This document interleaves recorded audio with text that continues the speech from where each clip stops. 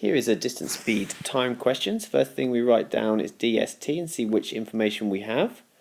Do we have the distance? No, that's what we're trying to work out. Do we have the speed? Yes, that's 63 miles per hour, and the time we have is 20 minutes. Now, as the speed is in hours per hour, miles per hour, we will need to change the 20 minutes into decimal time. To do that, we just divide by 60.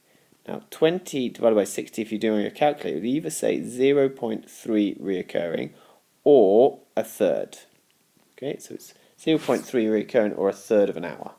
Now, to work out which formula we need to use, we need to get our distance speed time triangle out, and we cover up the one we want to work out. In this case, it's distance, which means that the formula we need is distance is equal to speed times time.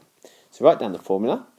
Now substitute in our numbers. In this case, we know the speed is 63, and we know that the time is a third of an hour.